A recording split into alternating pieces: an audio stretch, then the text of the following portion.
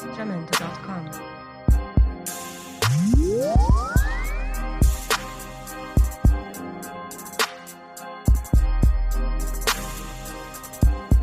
Jamendo.com.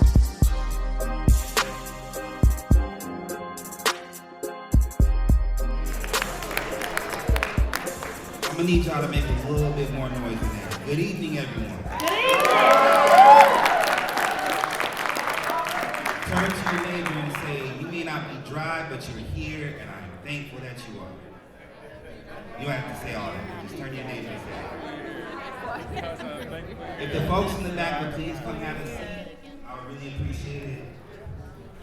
We're gonna get started here in just a moment. My name is Justin Terrell. I'm the Executive Director of the Minnesota Justice Research Center.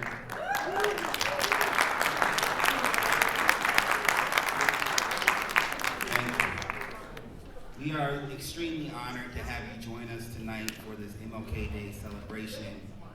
This evening we'll be doing a different little spin on the traditions that we normally have today, which imply service, and we see this as an act of service. Our goal at the MJRC is to transform the criminal legal system.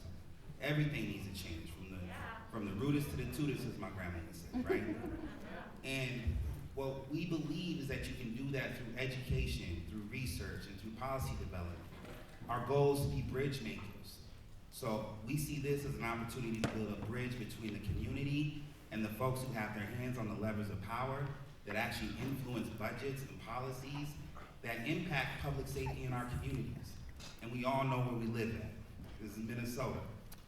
Not only did we have a long legacy of problems before George Floyd, but after George Floyd, the responsibility of how we address those problems has been elevated. And so this is our contribution to that conversation. And I'm thankful for all of you to be here. And with that, I'm gonna introduce our, I wanna thank our sponsors. Can't skip that. So this event tonight is being sponsored by 7 Black-led organizations. Sabathani Community Center,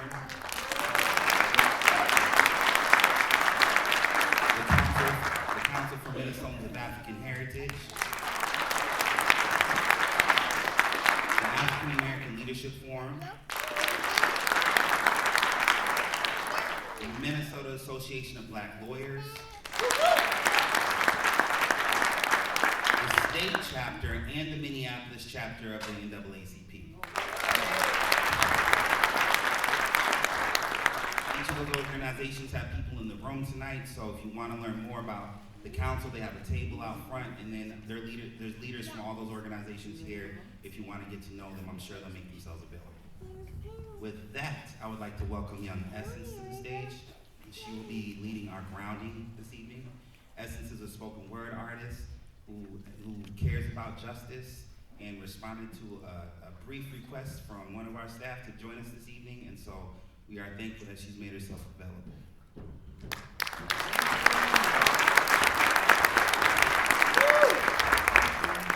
Appreciate it.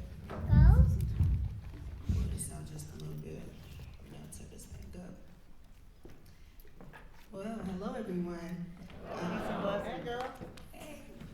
It is a blessing, honor, and privilege to be here. It was very spontaneous and last minute, but I am always happy to show up, and I'm happy to see all of you showed up despite the sleet or rain or whatever Minnesota is giving to us out there. It's good to see all of you.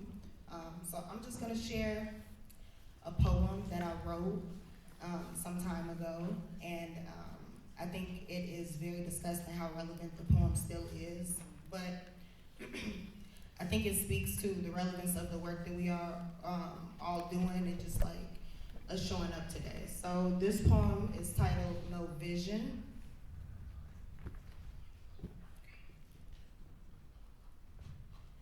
Is there a reason for a vision? When people like me, where I come from, have no say in the decision? We want to change the looks, narratives, and stigmas. We fight against Black men not being humanized in hoodies. These are our dilemmas. We know how to apply for assistance, but not register for school and to vote. We say we want to liberate the people, but in reality, we offer false hope. Creating change is a lot harder than it should be, just the way the forefathers always planned it would be.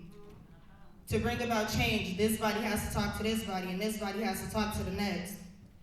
This is how authenticity gets lost within a text, and I think y'all call it bureaucracy. There's an invested interest in keeping the language complicated and complex. I don't see a system, I see barriers.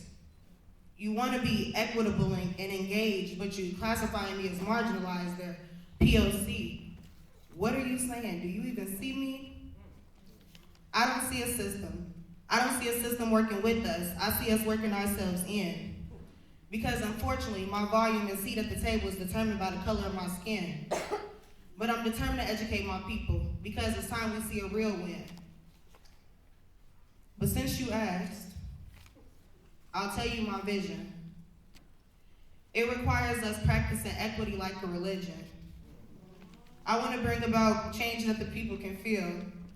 I want to have conversations about something that's real. Anika is gracious, and Jason's clothing line is empowering and uplifting. He gave me $200 worth of books, so at my community event, that's what I'll be gifting. I see black men in crisp suits with their dreads braided to the back. I see sis at the table with her colorful nails, not feeling self-conscious for looking too black. I see us having conversations about something that's real and getting a universal understanding. I see generational traumas actually being addressed. And I thank you for the space and the time to express. But with everything that I just said, is there a reason for a vision? Thank you.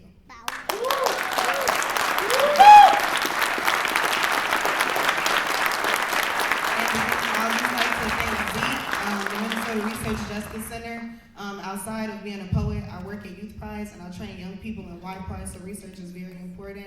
I'm learning more about the organization, and I just thank you all for the time again. I wrote that in 2019. I think it's just as important and relevant as when MLK was here, and it'll be relevant probably in 20 years. So keep the work going on.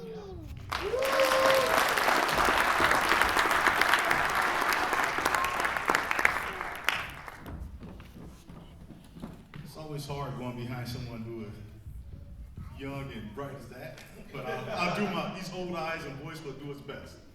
So on behalf of our board and our staff, welcome to Sabathani Community Center, or better known as the heart of South Minneapolis.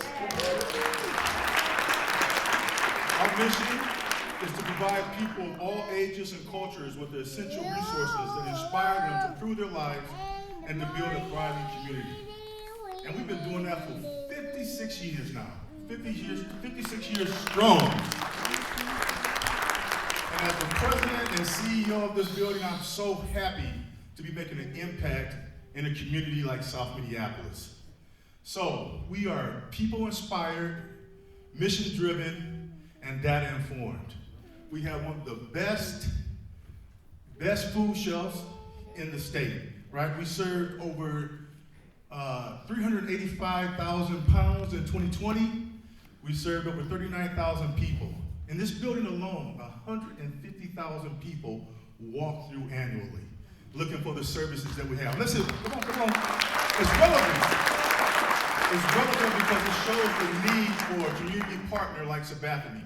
And we're so thankful for all the community partners that help us to be the organization that we are, right? We have a workforce strategies program that looks at providing livable wages to our community. We partner with folks from anywhere from Excel to Union Pacific to bring in high-paying jobs to this community, something that this community has been desperately needing.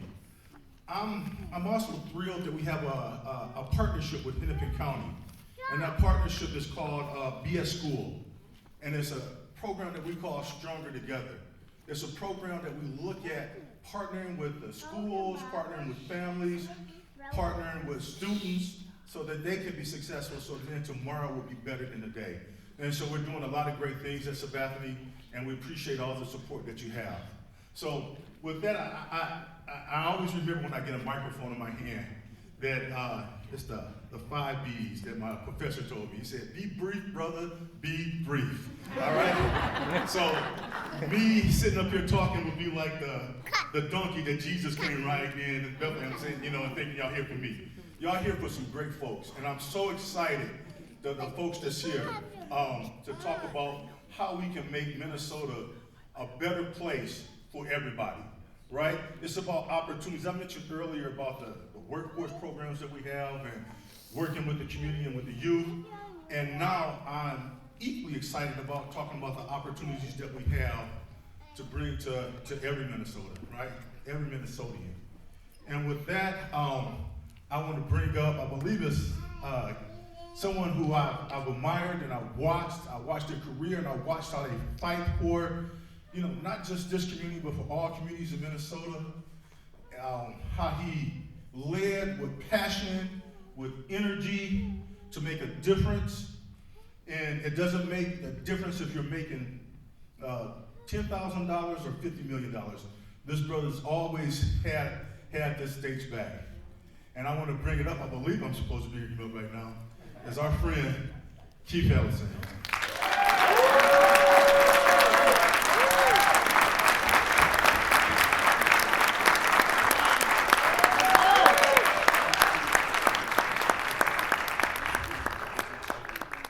Let's hear it for our CEO, everybody. So my name is Keith Ellison. I'm your Attorney General. Happy Martin Luther King Day. Happy Martin Luther King Day.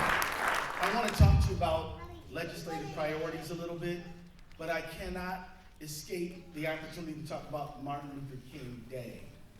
And I want to tell you, I really want to start with the basics, because there are some young people here and not so young people here who I think we would all benefit from a little contextualization of the life of Martin Luther King. Because we hear, oh, well, he was for nonviolence. That's a good thing. He was for love. That's also a good thing. But the truth is that Martin Luther King really is one person in a spectrum of time, starting before 1619, all the way up to this very minute. And Martin Luther King is closer to our time than to the beginning. Martin Luther King comes on to the scene at a moment 100 years after Emancipation Proclamation. A period of time, the Emancipation Proclamation, which more or less began the process of ending American slavery, which took place over 250 years. Let us never forget that our nation, the United States, our beloved America, was a slaveholding nation where it was perfectly legal to buy or sell another human being for 250 years. And America has not had, there's not been 250 years since 1865. We were a slaveholding nation longer than we have not been one. It's more normal in America to hold a slave than to not hold one, if you look at the time. And let's talk about slavery just for a minute. If you ran away, you would be guilty of a crime, of theft. Of what? Yourself. It was a crime, a criminal act for a white person to teach a black person to read. And it was lashes and brutal torture and beating for a black person to learn how to read. Your children could be sold away from you. People will tell you all the time, well, there was slavery in Africa, and there was slavery in Europe, and this is a human condition. Yeah, this was a little different, because there was no African society where your children would be sold and bred like cattle. It happened here. This should not make you be angry with your country. It should make you know the facts, though, and understand how much this institution affects our country and how important Martin Luther King and the movement he led was. Another word about slavery, very important. You should know that you cannot have a discussion about slavery without talking about Indian removal. There was something called the Indian Removal Act. 1837, perhaps. Andrew Jackson said, all of y'all are going to walk from Alabama to Oklahoma, called the Trail of Tears. Because whose land were you picking cotton on? You were picking cotton on Cherokee land, or what used to be that. Never forget this. This is very important. Martin Luther King, why is he important? Because, okay, slavery ends in 1865. 180,000 black troops fought in the Civil War. Did you know that? And were subjected to some of the most heinous war crimes you could possibly imagine. Who has ever heard of Fort Pillow? Some of y'all have heard of it. Who wants to hear about Fort Pillow? Fort Pillow was a battle in the Civil War where black soldiers fought, and when they were surrounded and vastly outnumbered, and when they said, okay, you guys, we're going to be prisoners of war, the Southern Confederacy said, no, you're not. We're going to murder each one of you. This is a war crime. There is no civilized nation that does war like this.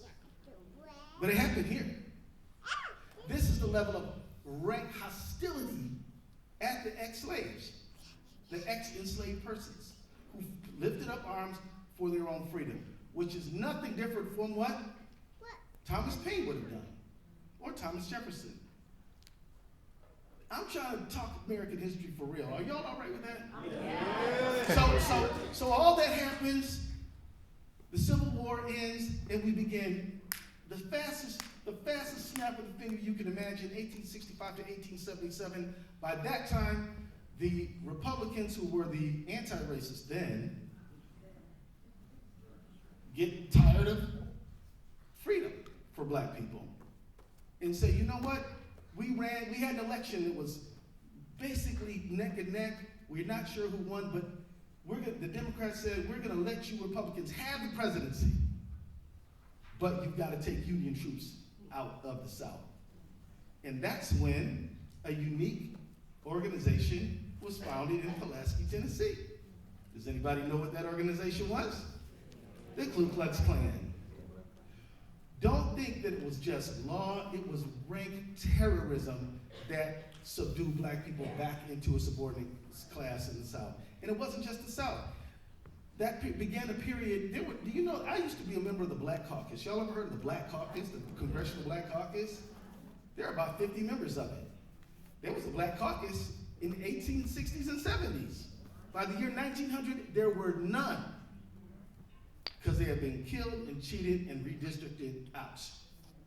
And they passed black codes, which restricted black people from riding here, sitting there, doing this, doing that. You all know Plessy versus Ferguson. This is a Louisiana man who was a black man, but was so light that he could easily pass for white. He didn't want to. He said, I'm black and I'm sitting in the front. No, you're not. And he took it up to the Supreme Court. And he lost. He lost? He did, honey. And so Martin Luther King is born in 1928. 29. Y'all should have caught me on that one. 1929. Same year as the Great Depression begins. The same year as the Great Stock Market failure. And so Martin Luther King is born into a country where they are lynching black people 3 people a week. And one of them in 1920, right here in Duluth. A very famous one, which I think you should study. It is shame on us for that never becoming a film or major movie. That is a story that must be told. And there are black and white heroes in that story. It's Martin Luther King Day, so I gotta talk to you about Martin Luther King. Is that all right? So here's what I wanna say to you about Martin Luther King. We're gonna get to the legislative agenda in a minute. But I want to say to you, Martin Luther King is born in this country where they're lynching black people, where there's no black people in the United States Congress at all. The first one after Reconstruction is a man named Oscar DePriest, who comes in 1938, and is he elected from Alabama, Mississippi, or Louisiana? No, he's elected from Chicago, Illinois. And so after that, it was very few elected officials, black elected officials. You could easily get killed. My grandfather, his name is Frank Martinez, was born in 1912. He's active in Natchitoches Parish, Louisiana, organizing black voters in the 40s. And let me tell you who raised me. They would call the house and say, we got that end tied up to a tree, and if you don't tell him to knock it off, he ain't gonna make it home alive. This is how they would terrorize my grandmother. They wouldn't sell him gasoline. We had to put tractor fluid in the car. You talk about Martin Luther King. Martin Luther King's not the only civil rights hero, folks. He is a civil rights hero, and he's not the only one. And I bet you there's some people in this room whose parents and grandparents gave all just for just a little bit of freedom. Am I right about that?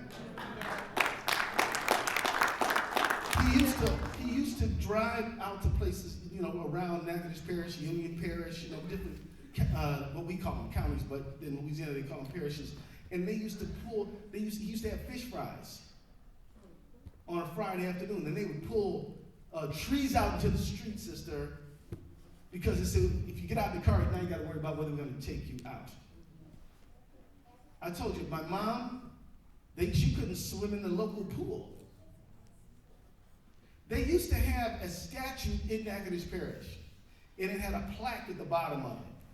We've been talking about Civil War memorials, haven't we? The plaque said, "To the faithful darkies of Natchitoches Parish." And it was a black man tipping his hat. And the black folks would pull the statue down and throw it in Cane River all the time. And the white folks would put it right back up.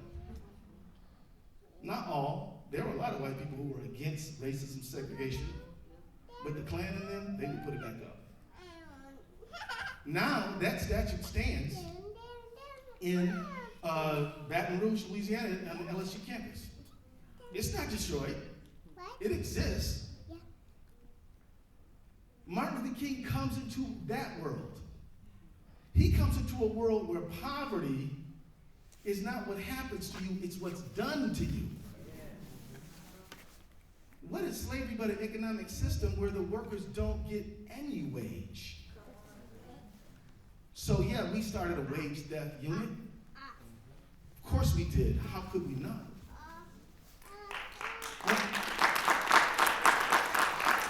My point, we're going to get to the I got the 10-minute mark. We're going to get to the legislative agenda, but I just want to say it's Martin Luther King Day today, and Martin Luther King was not just some sweet man who had a dream. He was arrested 30 times. Every single thing he did when he was arrested, he was violating the local city ordinances and statutes that restricted black people's freedom to do basic things. He was stabbed in the heart, as you may know. He wrote 5 books. One of them is called Strive Toward Freedom, about the Montgomery Buck boycott. Would you promise me that you will try to read it between now and sometime later? Please read it. Please read Strive Toward Freedom.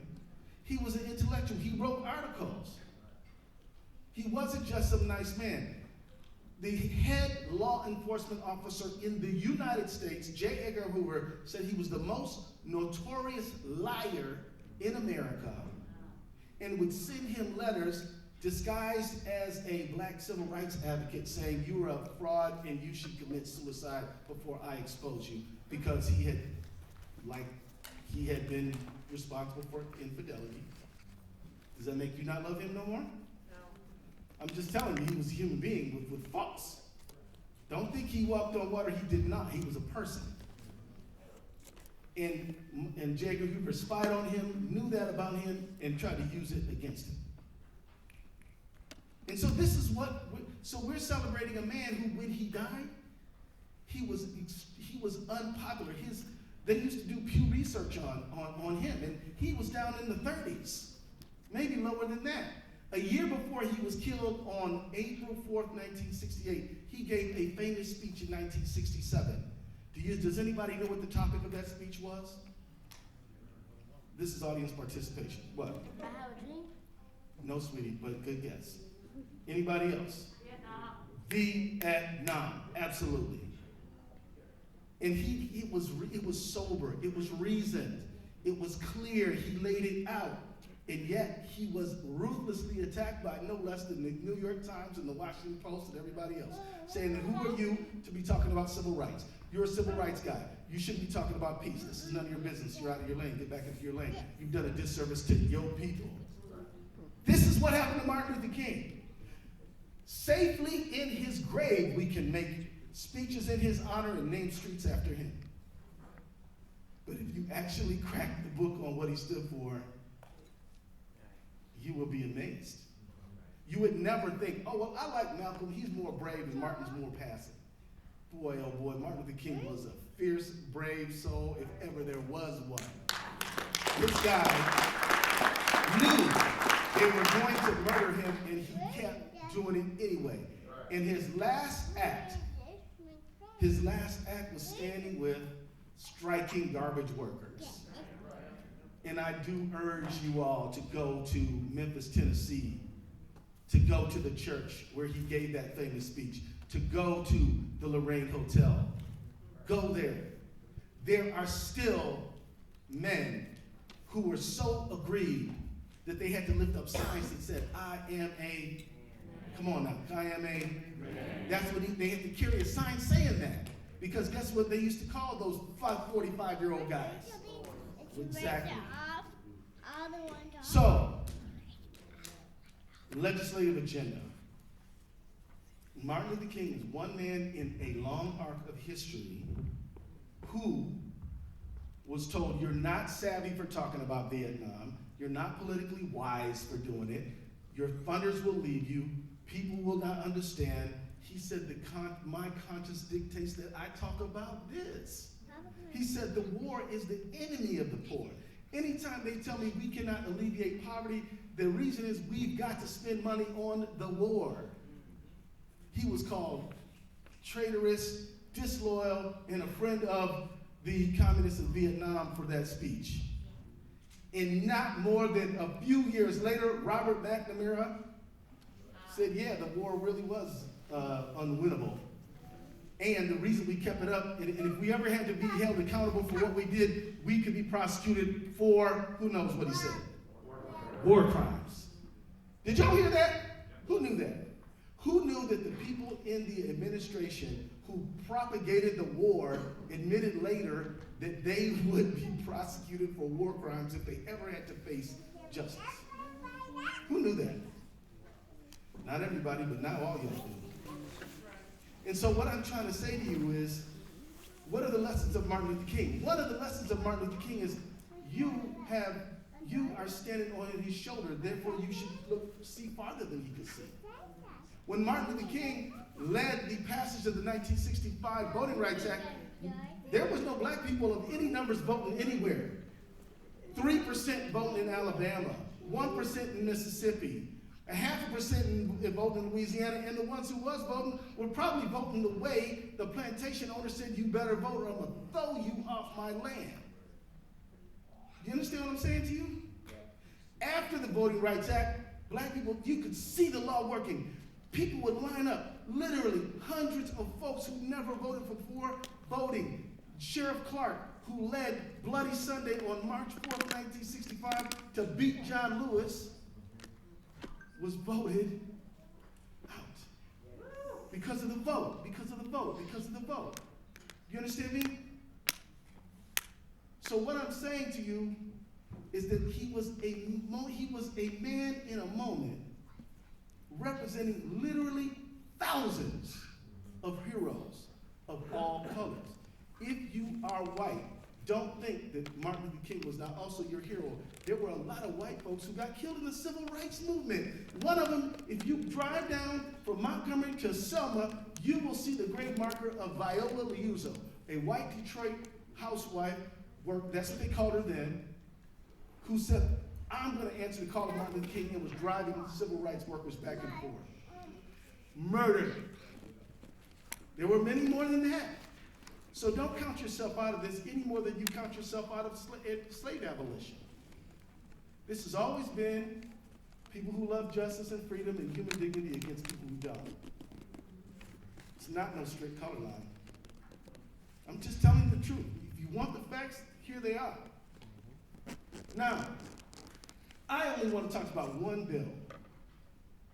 And I am asking you all. Wait.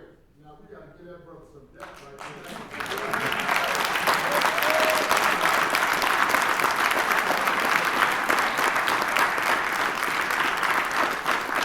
I only want to talk about one bill in this legislative session. And Martin Luther King would specifically be proud of you for doing anything to advance its passage. This bill, when I was a state legislator, some of y'all know O'Keefe, the AG, he was in Congress. I used to be in the state legislature You know that. Is that right? You know. So my point is, I actually introduced a bill that says if you're out, you can vote. If you're out of prison, you can vote. And here's the thing. We were in the minority, and we still passed it out of committee with Republican support. But then when it got to the floor, they're like, we ain't letting this thing go. Now, my friend and yours, Senator Bobby Champion and others, are advancing felon reenfranchisement bills. I want to tell you, I see Senator Erin Murphy out there. That bill's moving, ain't it, Erin? She said, damn right it is.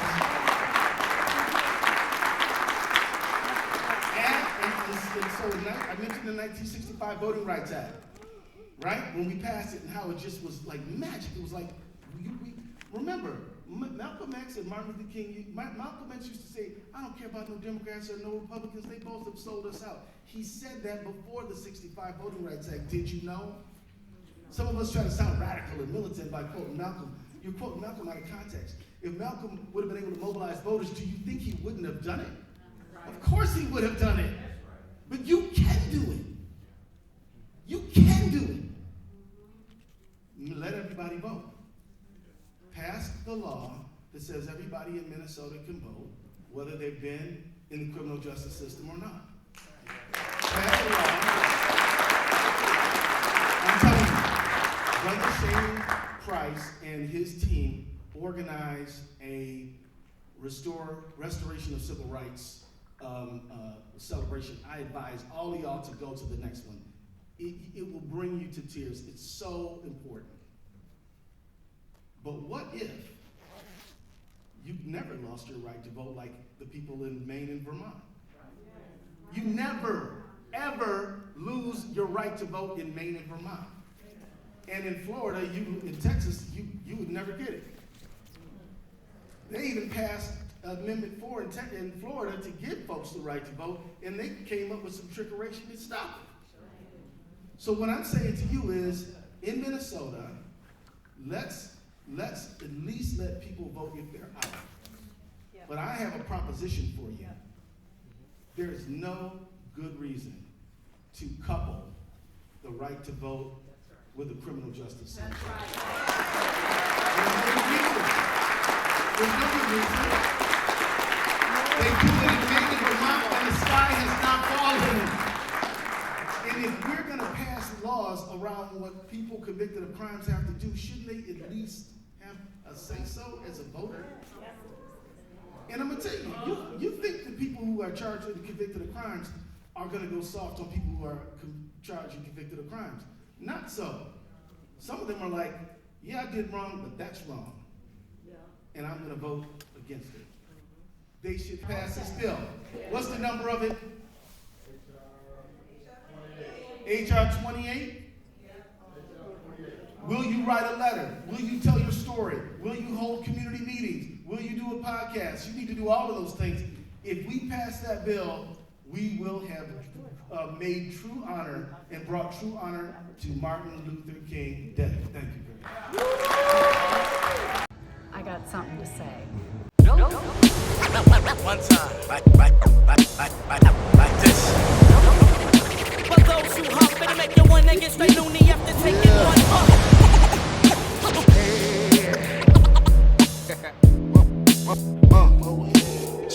Check it out now. Look up in the sky, it's a bird, it's a bird. Dope fiend. the master. The master.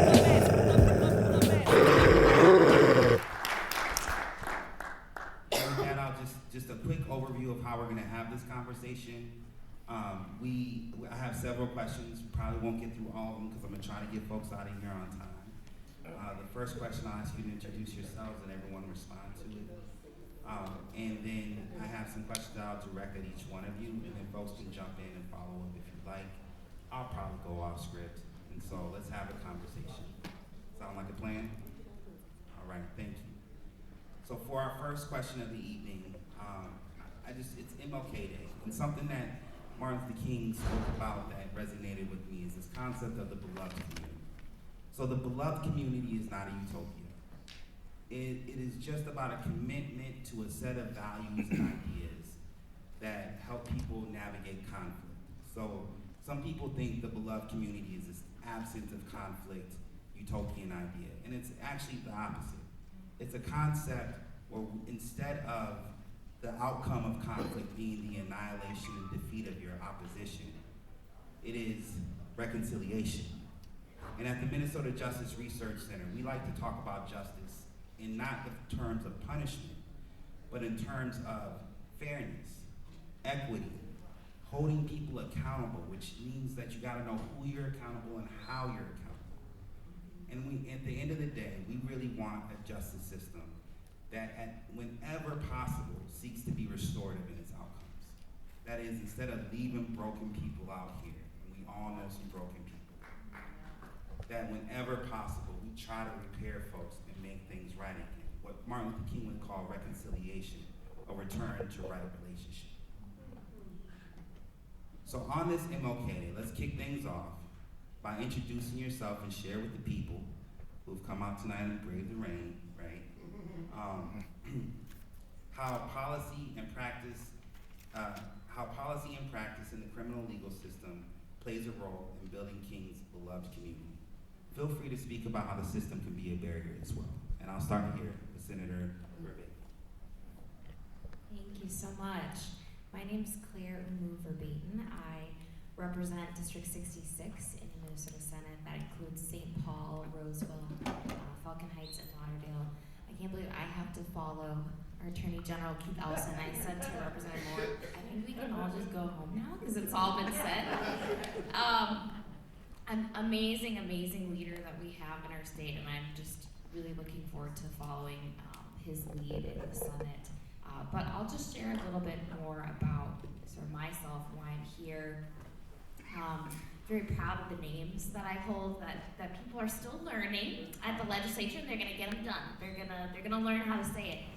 Claire Verbeek, but I come from my mother Rama Verbeek, who is a Senegalese immigrant. My mom came here in the 80s.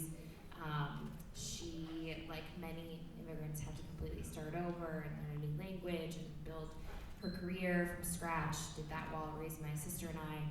My dad is a second-generation Dutch American and moved over here from Wisconsin to go to school, and they fell in love, and then I came along the way. My parents really taught me about public service through their work. So my mom has a small cleaning business, and my mom has literally been cleaning for us on the front lines of this pandemic. My dad is a retired public school teacher, and he spent nearly 30 years with Minneapolis Public Schools just trying to fight for his kids to have what they deserve. And so I really ran for office, seeing people like my parents work hard to just make a better place. I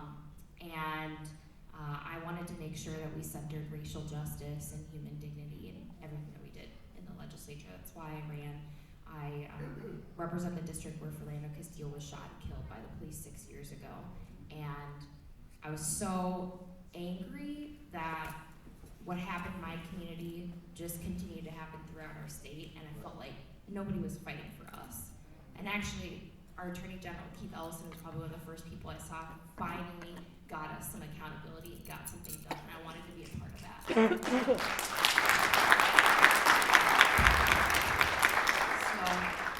Now I'm Vice Chair of Judiciary and Public Safety in the Minnesota Senate, so I'm looking forward to pushing that agenda forward, along with working for better schools and good jobs and better health care and all the things that really keep us safe.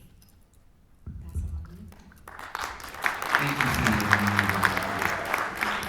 Senator's shattering many glass ceilings, so it's an honor to do this work with you. And she also worked harder than many other candidates running for office. I follow you on social media, and just your level of dedication helped candidates up and down the ballot, and really excited to work together. So I'm Kelly Moeller. I use she, her pronouns. I represent District 40A. That's Shoreview, Arden Hills, Mounds View, and then with redistricting got a little bit of New Brighton. This is my third term, and I'm chair of the Public Safety Committee, which is just such an incredible honor. I also want to thank everybody for inviting me here tonight, for the groups that helped put this together, for the use of this space as well, and to everybody for coming out. I'm a lawyer when we're not in session. I'm a prosecutor. I went to law school because I had friends who were victims of gender-based violence and they didn't get justice. And so I went to law school, and out of law school I started working at the Attorney General's office in the criminal division. I worked in crime victim advocacy, crime victim rights for a while, and now when we're not in session, I'm a prosecutor at the Hennepin County Attorney's Office. I see Hennepin County Attorney Mary Moriarty.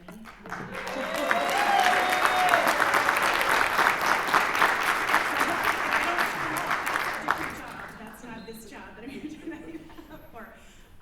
But like I said, it's an incredible honor to do this work. And when I think about justice, you know, I've tried to seek justice as a prosecutor, although I realize that I'm part of a system that has not been fair to Black, Brown, and Indigenous people. But when I work for justice at the legislature, I think that justice looks like eliminating racial disparities and helping people in poverty with things like housing security, food security, quality education, livable wages, health care, substance use, and mental health services. And while some of those things aren't necessarily within the scope of the work we do in the Public Safety Committee, all of those things do impact public safety. Justice also means creating a system where everyone feels safe in their communities, no matter their zip codes, the color of their skin, their religious belief, their sexual orientation, or gender identity. Justice means feeling and being safe when calling first responders. Justice means fixing flaws in our criminal justice system so it functions fairly and builds trust. Because without trust, victims don't report crimes, witnesses don't come forward, and offenders are not held accountable or rehabilitated. Justice to me also means ensuring that people who should not access guns don't. I look forward to addressing these topics tonight and many of your other questions. Thank you.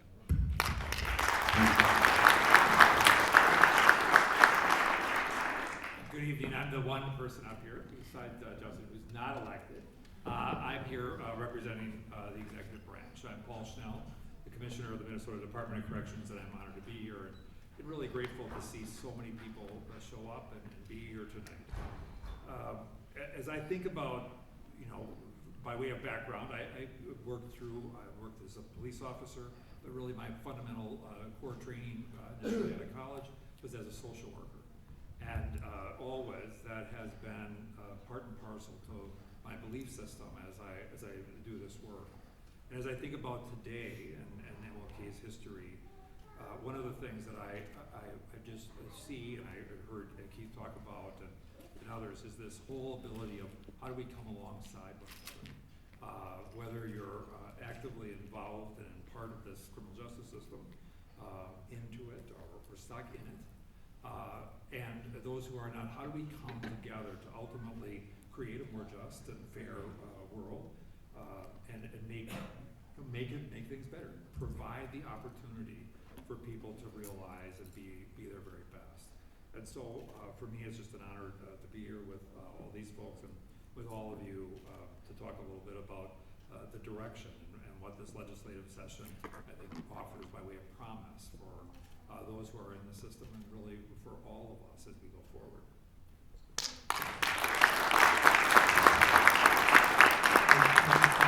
My name is Paul Mavani. I'm the state representative for 30B, which is Elk River, a little bit of Otsego, and a small township, a small city called Nowman.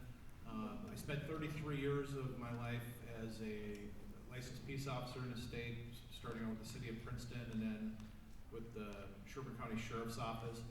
Of that 33 years, I spent over 10 years in investigations and about 13 years as a patrol sergeant. During that time, I did all scales of investigations from mailbox smashings to homicides and criminal sexual conducts. Almost the entire time, I was a use of force instructor and everything that involved that. Several of the years was full-time instructor. My focus is going to be just like when I worked, spent 20 20+ years in a squad, not once did I ever ask for the political affiliation or who the caller, the 911 caller, who they loved or what God they worshiped. We came, we gave help, and whatever the situation was, we made sure that they got that help the best that we could. I continue to have that focus in this legislature, and I hope to get that focus for the rest of the state. It's understandably a lot different demographic where I work, but I think everyone should have that same, as Representative Mueller said, that same expectation of service and safety when they call, and they should get that same treatment. And I think the victims, when they're in court, should have that same expectation of being represented by the county and the state. When you get a prosecution from the state, it's the state of Minnesota versus the suspect, and I think we need to make sure that that is our focus. I was once at the New Jersey State Patrol headquarters, and for those of you old enough to remember Desert Storm 1, that was led by General Norman Schwarzkopf Jr. Well, General Norman Schwarzkopf Sr. was the founder of the New Jersey State Police, and on the door of the New Jersey State Police, there's and I'm just going to loosely paraphrase here, it says that the prevention of further crime shall take precedent over the punishment of crime. And I think that's always been my focus. That really rang true with me. We want to make sure that you can only have one primary thing, and that's to prevent further crime. Stand up for the victims, and I'm sure we'll talk later about other focuses that we need to have, but we do stuff different in a small town, and I hope that we can start getting that thought process into the bigger cities.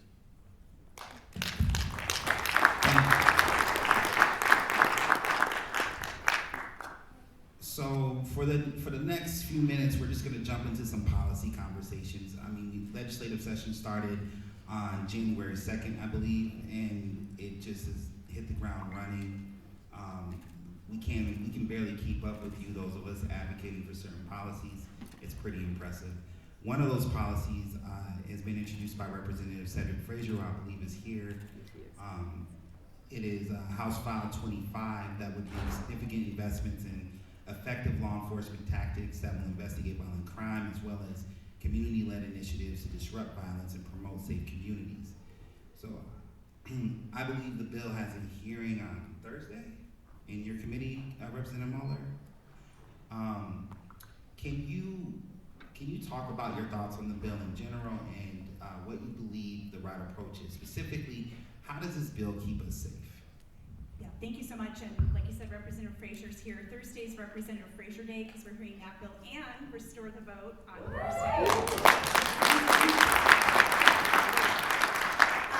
I do justice here, Representative Frazier describing your bill, but this is a continuation of a bill that he worked really hard on last year along with Chair Mariani, Jamel Lundy.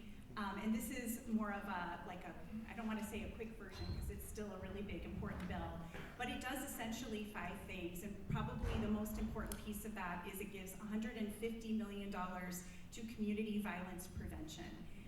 And this is for those organizations that are working out there to prevent violence in their communities. They really are going to have local support when they apply for these grants. They're going to have a proven track record. And these are all things from victim services to homelessness, restorative justice programs, reentry programs, a whole variety of things. So that's really the centerpiece of the bill.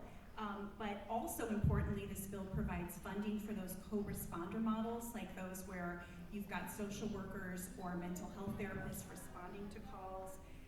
It's got funding for the BCA to assist local units of government in investigating crimes so they can get those clearance rate up and respond to hot spots of crime around the state. And then it also expands, or doesn't expand, but continues the funding for their use of investigations unit. So that's the unit at the BCA that investigates police-involved shootings. They also investigate sexual assaults by police officers and sexual assaults in the National Guard. That funding is set to expire, and so this bill would make sure that that funding continues. So those are just the highlights, but there are many great organizations out there doing this prevention work. Like you said, Representative Novotny, prevention is so important. I know we've been meeting with some of these organizations. Just a shout out to Mothers Against Community Gun Violence, is one of those organizations doing that great work. And so I'm really excited to hear the bill Thursday, and if people want to tune in, you can watch it. You can come to the Capitol, testify. Hopefully, Representative Frazier, that was a good summary for you. All right, thumbs up. What's the number again? House File 25. And I'll just say to this point, you know, part of the reason that crime is down right now, we're seeing a decrease in crime, is because some of the folks in this room have gone and collected folks that are out in the streets acting a fool. And so this bill specifically like makes an investment in that strategy. I assume folks believe that's a good idea, right? Does anyone have a follow-up on this topic? Representative Novotny, I know you're on the committee. Do you want to share your thoughts? You can pass. Anyone can pass. Right now. There are some language changes I'd like to see. Part of the money that's going or partially earmarked towards the violent crime teams to work in coordination with PCA. There's a couple of words in there. There's 15 million currently assigned, and the two words in front of it are up to 15 million. I'd like to see the up to removed. And I'd like to see the OJP get a cut. Right now, out of $300 million bill, if OJP gets 2.5% of that, we're looking at. Can you clarify what OJP is? Office of Justice Prevention. They're the administrators of it.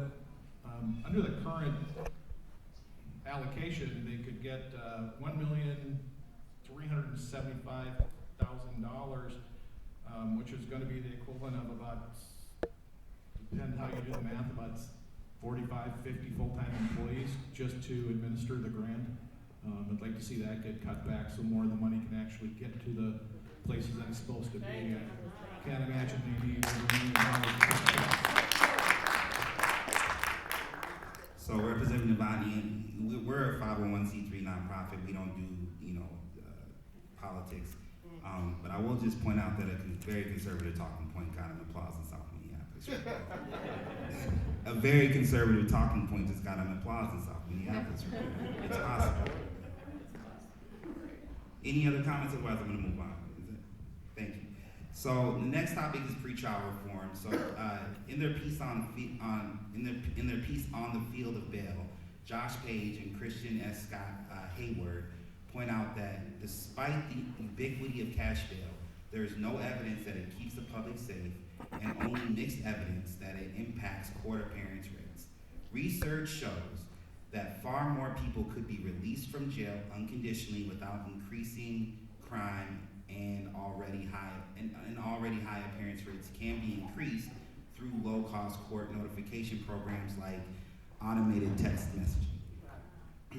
In the last legislative session, lawmakers disagreed about the extent to which the cash bail system could be characterized as racist, and to what extent the bail system disproportionately harms Black, Brown, and Indigenous people in Minnesota.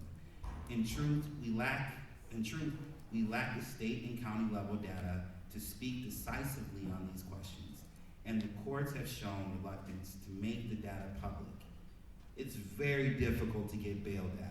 We've had to petition the Supreme Court, for example, just to get race data on bail. So we can't tell you how many Black folks are locked up or experiencing high bail amounts, for example. Do you see any reason why disaggregating bail data should not be compiled and made public? And what data would be helpful to you? That is working on a bill around bail reform, because we shouldn't be, people that are wealthy shouldn't have an advantage of getting out of jail just because they're wealthy, right? Like, that system doesn't work for everybody. So we definitely need to look at that. We also want to make sure that that people are safe, that there's a public safety component. So it will be something that I anticipate we'll be talking about this session. Thank you. I would just add one piece. I think that one of the things that's also important about this is that, you know, for those folks who need higher levels of support, you know, for many, it could be that, you know, that text, the text system that reminds them about court appearances. But there are some folks who just need more supports, and there are ways that can be managed on a pretrial, both supervision and support basis that ultimately can get them out of jail, which is far better for them, their families, and frankly all of us if we can do that safely.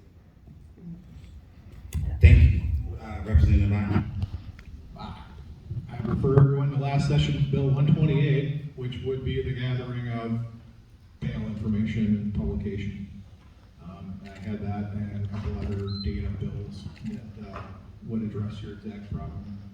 And I'm going to point out that the Constitution provides for cash bail. It does not require cash bail. Several of the things that can be done through the courts as a condition, especially taken into working with the victims in, say for example, domestic situations, that'll go a lot farther to changing the potential behavior. Other than that, I can't remember picking a person up on warrant that ever had their bail revoked. So what's the point?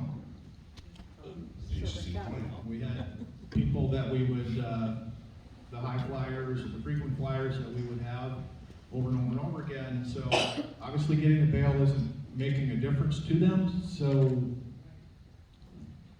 why? We need to get something that actually works.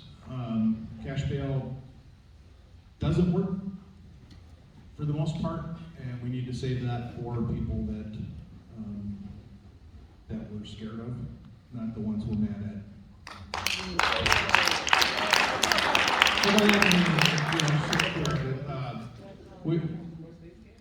Somebody that's got an addiction problem, somebody that's got a problem drinking, that's somebody we should be mad at because we hope that they would change their behavior and not put anyone else at risk, as opposed to someone that uses violence, and that's the people we should be focusing our more punitive things on. We hope, as Commissioner Snell points out, most of these people someday will be back out again. We need to focus our energy on hoping that they change their way and that they don't have to come back again. Yeah. Thank you, Representative Bynum. I have a ton of follow-ups, but I'm looking at my next question, which is on policing, and I have 4 questions here, so we should probably jump into that. Are y'all cool with that? Yeah. Are folks interested? This pre-trial bail question, if folks want to get active on that, we are doing bail interviews at the MLK right now. So if you know someone that's paid bail, or if you yourself had to pay bail for a loved one, or to get yourself out of prison, out of jail, just know that at our table there's flyers if you want to sign up to do an interview. We'd love the support and our community research on that. But let's talk about policing. So since the murder of George Floyd, the Minnesota legislature has passed several reforms that boost police accountability. I want to start out by talking about the post board. Full disclosure, myself and Representative Bynum serve on the post board. And the Minnesota Post Board was created in 1977, specifically as part of someone got to get the phone. It's in the jacket. Okay, got it. The Minnesota Post Board was created in 1977, specifically as part of a push for greater police accountability. We were the first state in the country to license our officers. And it was generated, it was an effort that began around police accountability. Given the impact of the violence sparked by the actions of police officers that had an impact across the state and the world, should the state, through the Post Board, be the strongest tool for accountability for officers? And do you support funding the agency to be able to be that tool of accountability for officers? I want to provide just a little bit of context. So the Post Board deals with licensure. If you're not licensed, you cannot be an officer. If you're not an officer, you cannot be a part of a union. And so a lot of the times, I know a lot of activists in our community have talked about their frustrations with the union. But one way to deal with that is to make sure that officers are held to a high standard of conduct, and to ensure that if they violate that standard of conduct, they're no longer licensed, which is a completely different conversation than arbitration and union processes. It is a different conversation than HR processes. And it is a different conversation than the criminal process that we saw the AG Ellison manage. Licensure belongs to the state. That is who officers are accountable to, and that is how they are accountable. And recently the Post Board just overhauled the rules. So if you go to the website today, you get 6 bullet points or so represented around the standards of conduct. And what we've been working on over the last 3 years is 89 pages of new standards of conduct. Woo! 89 pages of standards that will raise the standard of conduct for every officer in the state of Minnesota. This would effectively make the Post Board that tool of accountability. But it will need support from the legislature to enact model policies on issues like no-knock warrants. It will need support from the legislature to codify some of the rules that we've been working to adopt, like banning associations with white supremacists. We all agree that.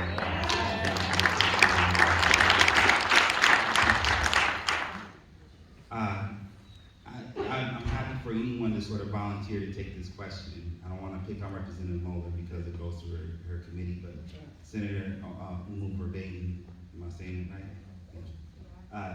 And I know that you are the vice chair of the Judiciary Committee, and Representative Novotny, I know that you sit on the Post Board Advisory Committee, and Commissioner Schnell, you are a former officer. So we have a wide range of opinions here that can speak to this. So will someone please give me your thoughts on the Post Board?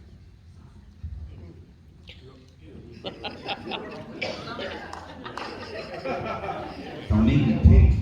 No, I mean, look, I do think that the strategy of looking at the Post Board as the licensing body for the state of police officers, while many argue that is local control, right? When I'm an employee, an officer working for that jurisdiction fully controls me.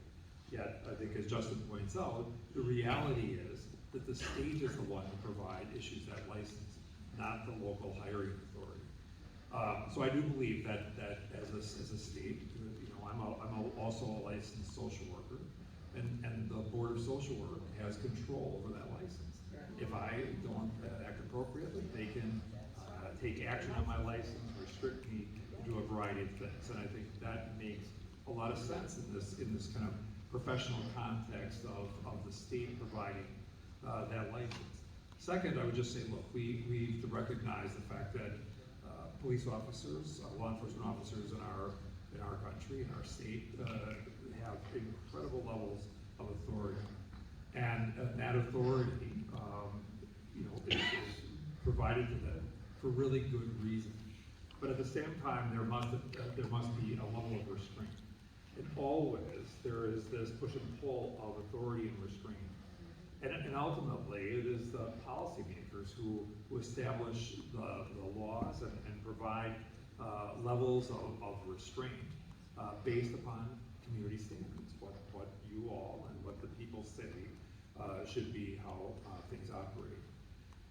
So ultimately for me, I support this move, and I think movement legislatively around some of these actions that address specifically police officer conduct and codifying that does make a lot of sense, because ultimately that is the community standard. And for all the years that I worked as a police officer, I belonged to them. I was their servant. And in that way, ultimately, I believe it is the community who gets to set the standards that I should be held to as a police officer. And so I certainly stand in support of the legislature enacting those types of standards so that there is absolute clarity about what all of us should expect of police officers in our state.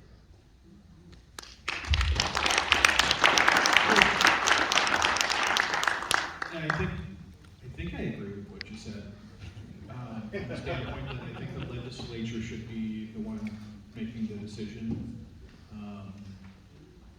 post board, all except one member, the Attorney General, are all appointed by the governor. The legislature is the entire state and representing the whole state. So I think most of those, several of those decisions in different categories should be made at the legislative level and carried out by the post board. I have a couple thoughts. First, I just want to shout out to Chair Aisha Gomez, who I saw in the background there. She is the with respect to posts, so I'm an attorney, and attorneys are licensed, teachers are licensed, social workers, doctors, nurses, all have licensing boards to ensure that we're operating correctly and fairly. And officers need to be held to the same standard that all those other licensing boards that have. That is Sheriff Hutchinson.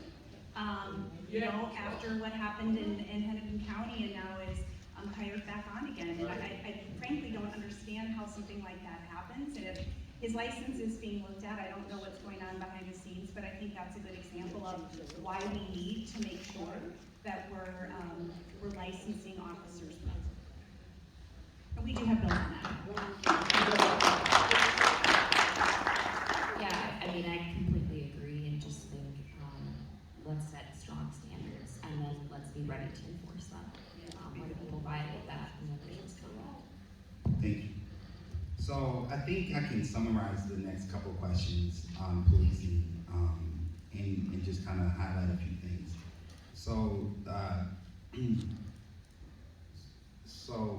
I'm actually going to read this next one. It's just easier. So research shows that, so on white supremacy, it sounds like we have agreement that banning associations with white supremacists, while the post board is currently debating that rule, that Cedric Frazier, Representative Frazier, actually introduced language to do that last year. We offered technical assistance on that language, and testified to it. If that language were to come before the body this year, would the folks on this panel support that? I'd be happy to carry it on the Senate side. There you go. Wait, Commissioner Snell, will you talk to your boss about that? We offered an amendment last year. We'll offer it again, and I'd be more than happy to be the one that offers the amendment. I don't want white supremacists. I don't want KKK. I don't want Antifa. I don't want any hate group any more than if you were a lawyer, you would pick and choose which hate group works for your license. I don't want anyone carrying a gun and having the authority of arrest to be a member of any hate group. And we had to, I believe we adopted the FBI language for what describes a hate group, and that was not taken. We hope it would, if, like I said, you spend any more than a legislature or a teacher, you want your reputation to not be destroyed by one person. So that's, we want to protect the whole profession, and one bad apple can spoil a bunch. We don't want that. Don't want white supremacists, don't want any supremacists.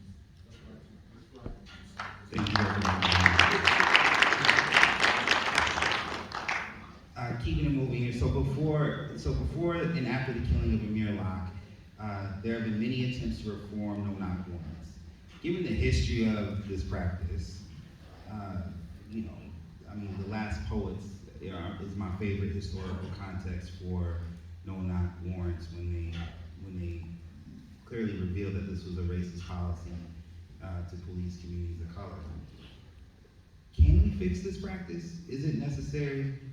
If so, how should we fix it? And can it be reformed? I guess is my question.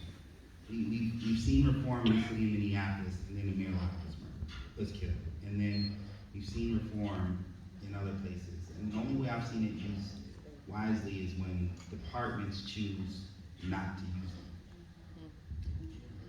got the mic, so I'll start. We can ban no-knocks. We can ban no-knock warrants. Yeah.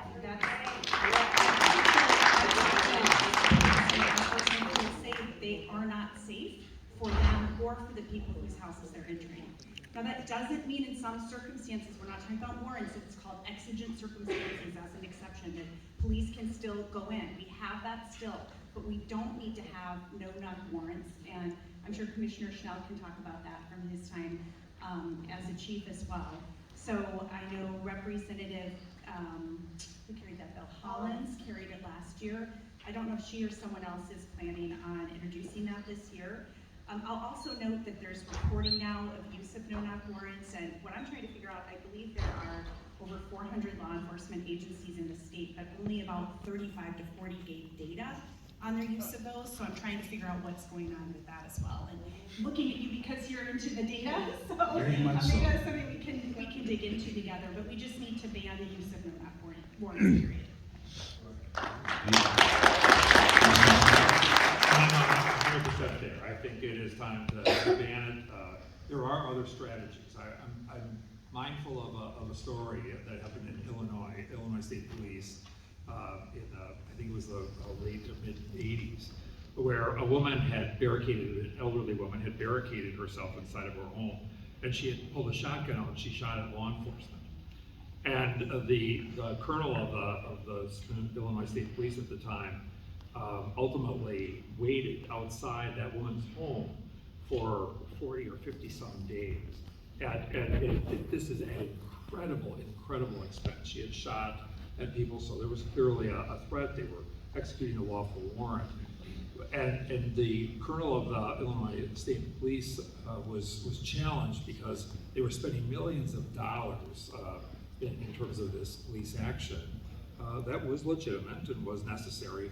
But ultimately, the colonel's response was simply this, that we are here to protect life and property. And life is first for a reason. And ultimately, it was, we're going to sit here and do what we need to do. And ultimately, that issue was resolved peacefully. The lesson being that ultimately, there are other ways to go about doing this business that ultimately improve the safety for the police officers and for the community. And that's what needs to happen. Only 35 departments turn in reports because if you're going to be doing a no-knock search warrant, it's high risk and only specialized teams will be doing that. Most small departments do not have that team and are not going to be doing that. They'll be calling someone else if whatever they feel is their justification to do that report, or to do that search warrant. I did 20 plus years on the ERU team, was the leader for 6 or 7 of that. Sherman County for about 10 years was the first or second, depending on the year, for active meth labs. For those old enough to remember, before Sudafed was taken from over the counter, meth labs were extremely dangerous. We were doing on an average like 1 every 3 weeks. Booby-trapped, dogs. Have I done dozens of no-knock search warrants? Yes. Did any of them go wrong? No. That doesn't mean that, just because somebody doesn't get hurt doesn't mean that it was the right thing to do or that it was the wrong thing to do. It's just an observation. Had many situations where people were heavily armed and we were able to get them secured before they had any idea what was going on. People with military backgrounds, as we knew, heavy dealing arms. If they take it away, they'll just have to be a safer way to do it. Understood.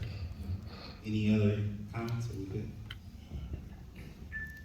Again, I'll support it. I'm happy to carry it on the Senate side. I feel like we're making your job very easy for you. The next question, I'm going to keep moving. We're going to run out of time here, so I'm going to keep moving. So after the murder of George Floyd, the Minnesota Department of Human Rights launched an investigation into the MPD in Minneapolis, in the city of Minneapolis, that looked back at 10 years. The investigation lasted 2 years and found a pattern of practice of race-based policing. MPHR is currently negotiating a consent decree, which is a court-enforceable settlement agreement with the city that will be one tool, an important tool, but only one tool. What are other tools that we will need to be used to address race-based policing in the coming years? And Senator Beatty, do you want to start with this one? Sure. I was thinking about this when you brought up licensure as well, which is, it also matters who our police officers are, and we want to attract folks who are there to protect us, who understand our communities. So, you know, we need people who live in our communities to be protecting our communities, and I think that recruitment is really important. I want law enforcement to look like the communities that they serve. So we should incentivize that at the state level as much as we can, and just work on building trust between police officers and the communities that they serve. But one great way to do that is to actually get the community in those positions. So that's something that I want to push for in the legislature. Thank you. Just bumper sticker, because I know this is an easy question, so we should move on to something more challenging. I was just gonna say, and this is an area with recruiting and retention I think all of us on here can agree on. This is something we're hearing all over the state actually is an issue. Thank you so much. So keep the mic, Representative Mullen. So, you know, I've been an organizer for, 10 years, over 10 years now, working on criminal justice issues. And over the years, we've passed dozens of policies that have made a difference in people's lives, right? Some more than others. But one trend that I've noticed that happens often when we pass policies at the legislature is that they're never made retroactive.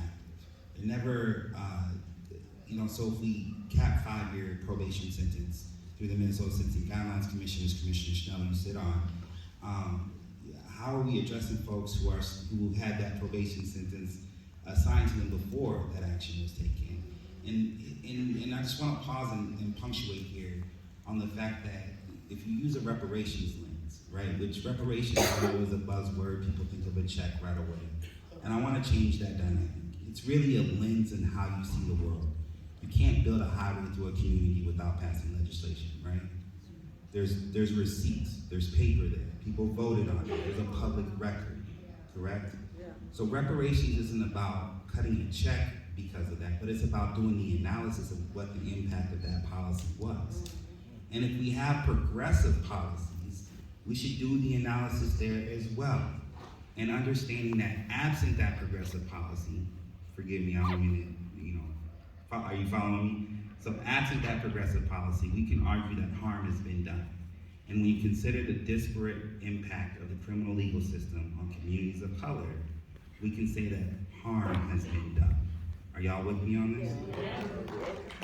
So when we pass progressive new policies, applying those to folks who are sitting in prison, I think of the marijuana bill, for example. If you're going to legalize marijuana, and I know that the bill has a provision in it for a board to consider folks who are currently incarcerated and how that should be addressed. Like those kind of efforts, addressing the harm that has been caused already by the criminal legal system, to me is a pattern of behavior I would love to see folks like you with your hands on the levers of power exercise more often to try to repair the harm that has been done in our community. Did I do okay, y'all? So Representative Chair Moeller, I'd love to hear your thoughts on this, and Commissioner Schnell, I'd also love to hear from you on this. Yeah, when you first started talking about that, the two sort of areas that came to mind right away for me was cannabis. There is an expungement process, not only the board that you talked about, but an expungement process for people who have been negatively impacted by the war on drugs in order to do a look back, not just moving forward. Also the felony murder law reform group here in the back that have worked so tirelessly. Not only their daughters, but others who are incarcerated under the felony murder, and I don't want to get into all the technicalities of it, but one thing they've been very clear on is we don't want to move this bill forward unless it is also retroactive. And so how do we build that retroactivity into the bill? And for years they've been working on it. Hopefully this is the year. They've done a great job getting bipartisan support. So those are just two of the examples that I just think speak to what you're talking about. But of course there are many other areas as well. Thank you. And I would just say, look, on probation cap, I think there is a bill. Somebody is bringing a bill forward to do retroactivity, I'm told, around probation caps. But I think this does become a huge challenge of where administrative authority can be used, as is the case with the Sentencing Guidelines Commission. They can only enact things that put things in place that would ultimately be forward-looking, but always would have the scrutiny of the legislature as well. So I think, ultimately really looking at retroactivity, and there's the challenge there is it certainly needs to happen, but it's difficult because there are going to be people who may have finished a sentence yesterday, and tomorrow, if that retroactivity goes into effect, that there is this piece where ultimately is not going to benefit folks who have been negatively impacted by this. But I do think that at the end of the day, we just have to do right by the folks that we can impact and look at retroactivity going forward. Thank you, Commissioner Schnell. Senator, just briefly, because I got like 6 more questions. I just wanted to add that I'm one of the lead authors on cannabis legislation, and shout out to Chair Gomez, who is here, because I think she centered racial justice in this from the beginning and made sure that this is about righting those wrongs. I was very clear. I would never be part of this legislation if it did not include expungement. So that's going to happen. Thank you so much.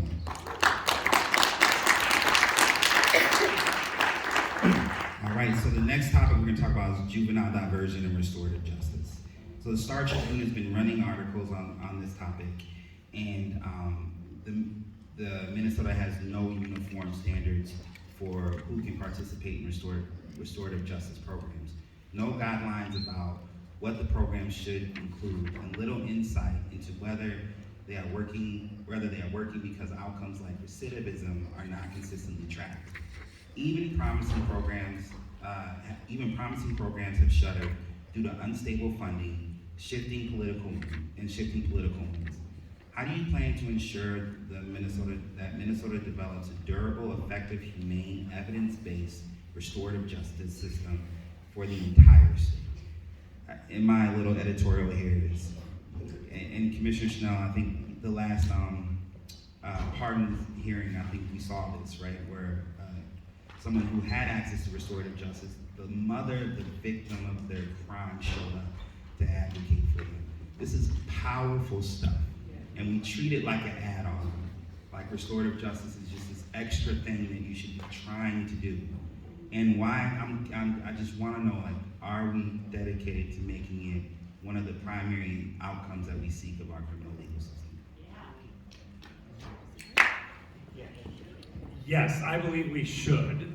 We absolutely should. I think, I've been a big believer in restorative justice for a long time. Even in my law enforcement days, was heavily active in doing restorative justice conferences and circles, and I think they're really powerful tools that go about building stronger communities, and recognizing the harm and lifting people up. And ultimately, we can do a lot better by the young folks that are involved in these things, but we do have to be more systemic.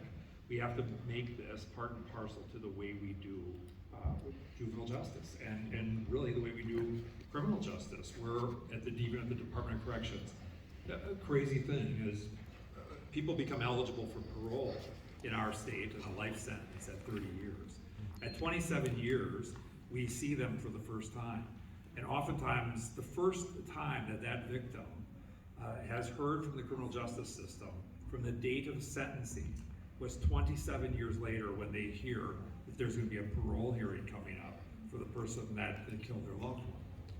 And you see in them this disconnection, and the reality is that we have to do a better job of lifting up and providing rehabilitation opportunities for people. And restorative justice does that. But it also lifts up and provides healing for victims and builds stronger communities. That's the triangle right there. And ultimately, I hope that we can take a look at our, juvenile justice has been across the nation. One of the easiest places to introduce restorative justice has been in the kind of the juvenile justice sphere. And I think there are some really exciting bills, I think, that are being developed that I can't wait to get behind and support because I think it is going to be game changing in terms of how we look at particularly juvenile justice, but ultimately we empower a system, the entire system, to think more restoratively about how we do the business of justice. Thank you. For the sake of time, I'm going to move on to the next question for Representative Mahler, Tika Roller, and ask you about each one of these policies real quick, and we're going to move on to the next question. Is that all right? Did I see Artika here too? I think she's here. Artika, are you still with us? She might have snuck out. She's not right here. How you doing? Let me know how I do, okay? All right. So, so some of the issues that are being advocated for by survivors advocates is to increase the state investment in victim services in collaboration with the Minnesota Crime Victims Coalition requests to the state, an investment in victim services and programs that serve them. Programs need additional government funding to provide critical safety services. Are you tracking with me? I'm nodding over here, sorry. Okay, great. Yes. Let me keep going. To critical safety services to survivors and their children. This funding would help fill the direct needs of programs and services by providing direct client assistance to survivors, competitive wages for direct service staff, hotel stays, culturally responsive programming, prevention programming, and more. The list goes on and on. I'm going to skip down to one that I'm more familiar with. Mandate that the crime lab testing of sexual assault evidence happens within 90 days of receipt. I believe, correct me if I'm wrong, I believe in some cases we're at like 8 months. Is that correct? This is a failure of justice. This is a failure of justice. And so Representative Mueller, there's more here, but I think you know this issue better than I do. And I just want to take a moment for us to give airtime to advocate for our survivors advocates and the resources they need to administer the justice that is currently being denied. Yeah, thank you for that. So the Representative Frazier's bill that we talked about earlier in talking about crime prevention also included funding for victim services, so I just wanted to make that clear, but there is a need for additional funding. There's some federal funding that's set to run out, and on top of that, we need more funding for these programs. And so I arranged for a meeting with Artika, as the executive director of the Minnesota Coalition Against Sexual Assault. So with Artika, with Violence Free Minnesota, and MAC, which I was a member or the executive director before, but the organization's working with victim advocates to find out what their needs are in this session. So some of these points I'm actually just hearing for the first time today, but I'm looking forward to that meeting, and I definitely know that funding is a critical need. And I'll just say too that we're happy to start with Representative Richardson's bill on creating the Office for Missing and Murdered Black Women and Girls. I think we had unanimous support from that bill out of committee. We also heard a bill related to labor trafficking and one to interference of privacy, which is a sexual assault issue, again with unanimous support. So we do care about victims in our community, and this is an area where we have broad bipartisan support. Thank you so much. All right. We are running out of time quick. So I want to just bring up probation real quick. So recently, the Minnesota Justice Research Center, we were given, we entered into an agreement with Arnold Ventures, a national funder, to work on probation. And so our top issue, well, this year, you're going to get a couple reports from us. But the top issue that we've been talking to community members about is technical violations. So Commissioner Schnell, can you just talk about, what are your thoughts about non-criminal technical violations? People who miss a meeting and can't make it and end up going back to prison. So this is for context, I think it's about 1,200 people in this current prison population that make up that qualify under non-criminal technical violations. Does that sound? I haven't looked at the FAQ today, so forgive me if I'm wrong. Yeah, I think that probably is about that level. So when we look at this is an issue both for probation. We see probation revocations for people who are not sent to prison, resulting in their technical violations oftentimes can result in the execution of a prison sentence.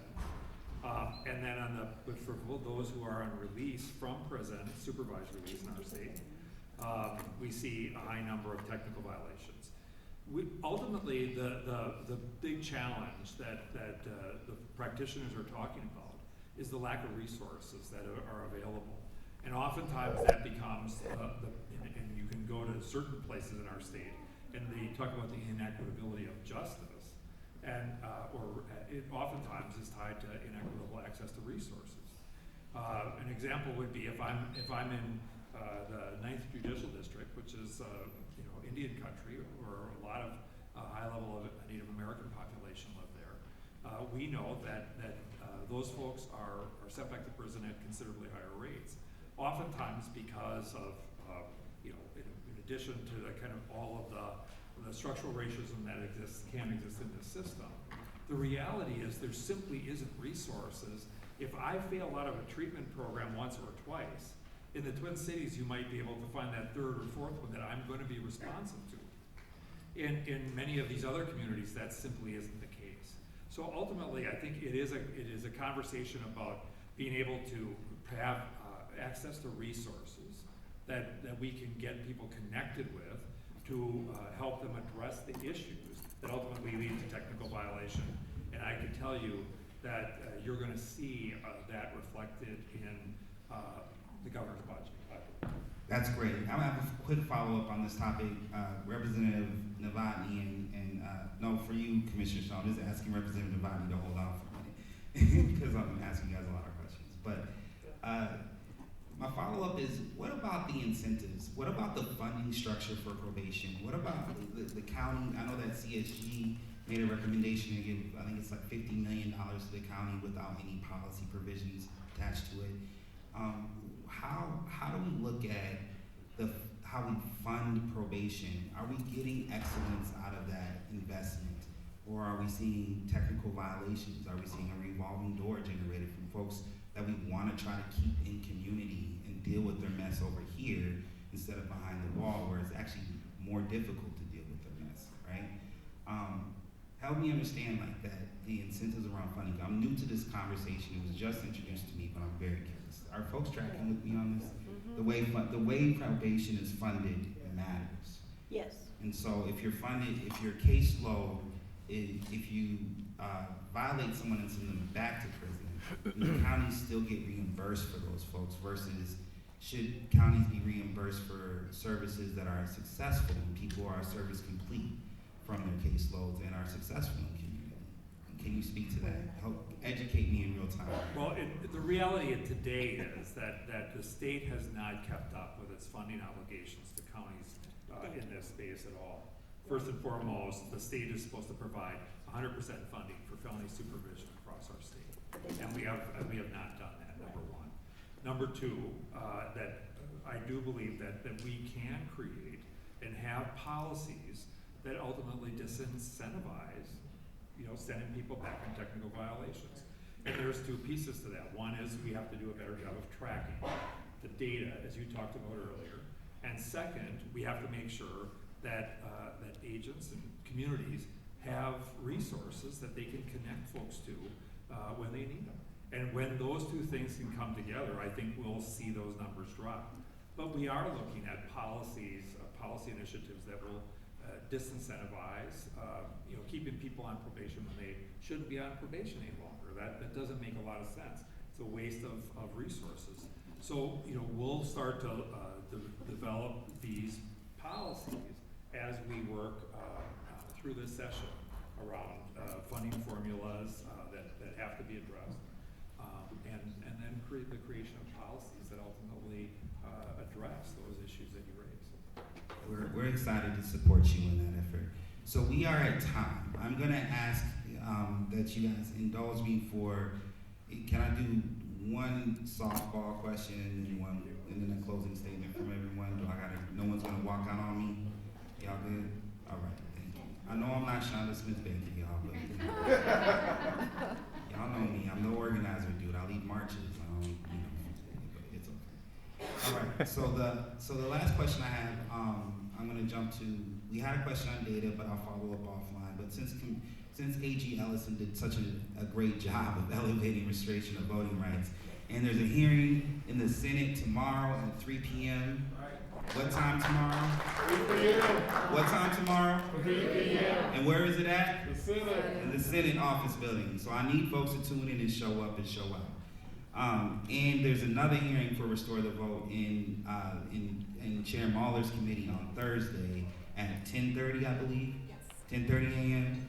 You gotta send, if you want to testify, you gotta send in your request to the committee chair, to the committee staff 24 hours in advance.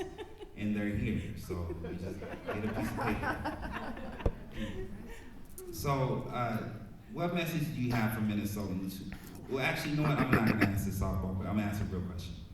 So if we restore the right to vote for Minnesotans on probation for felony convictions, would you support in other states there's civic engagement funds, right? So the Secretary of State's office does education. There's civic engagement funds for folks to work with communities who are impacted by the criminal legal system to register people to vote, for example. Could we create a fund like that in Minnesota so that groups like Tone Up, are you still here? Okay, so groups like Tone Up could register with the state to go and find the folks coming out of prison, register them to vote, and get them civically engaged in the community. This is a strategy that helps build safe communities by making sure people who come home from prison aren't just given the right to vote, but they're encouraged to vote and actually encouraged to civically engage in their community, creating a safer space for everyone. Commissioner Schnell, you got the mic. I feel like do you have an answer to this question? I think the fund would exist at the I'm 100% in support. Great. Woo!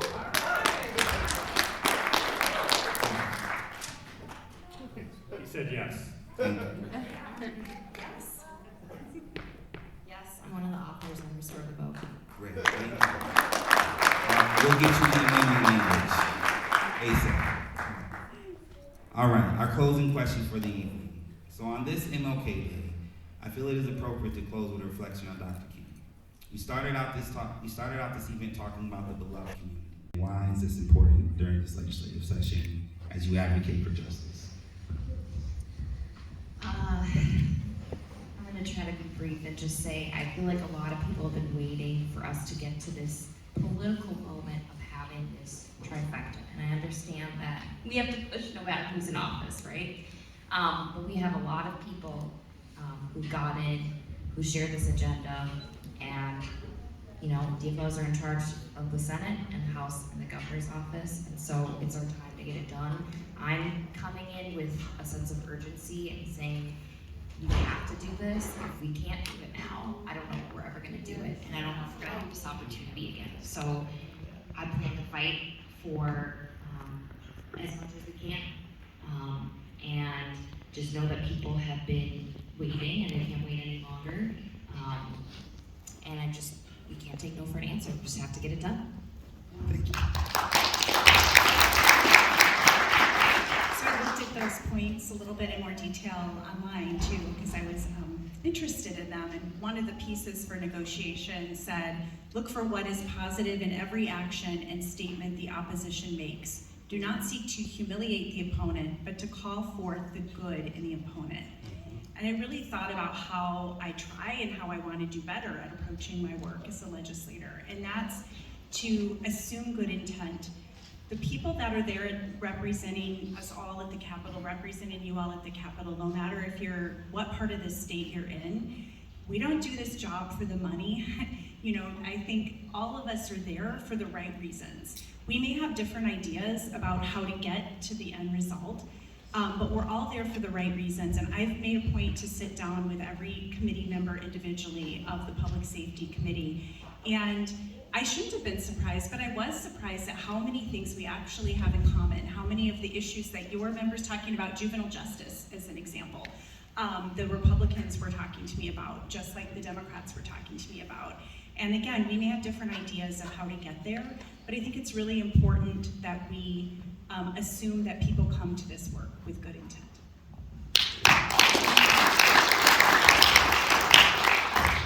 This whole notion of commitment, I think, becomes really key.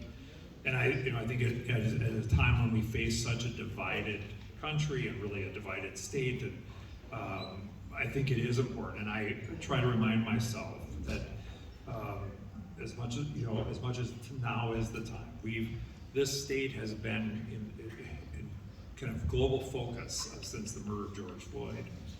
And I think there is that hopefully that call to action, what results from that becomes addressed, it becomes synthesized in what comes out of this legislative session. But more than anything, I think when all is said and done, I realize that in the role that I have the honor to serve in, not elected but appointed, that ultimately I work for and serve all the people of our state, whether they're a Democrat or a Republican, whether they are inside of a prison or outside. And I want only the best for our state. And if they're, looking at the amount of money and really the brilliance of people that come together, the diversification of our legislature like we've never seen before, it is an incredibly exciting time. And I hope, I certainly feel this call to action, and I really hope that you see the opportunity that's in front of us. And I will tell you that I'm not a legislator, but I can tell you that there is no voice more important than those voices that are sitting in those chairs if we want to get this done. So I just ask that you speak up.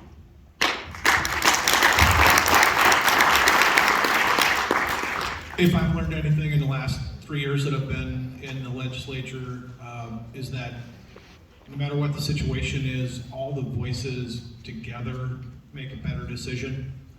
And I'm offering, and I hope that is our goal, and I really believe it is. Obviously, I hope for a different outcome. But either way, our goal was for mothers in any part of the state not to have to bury their children because of violence.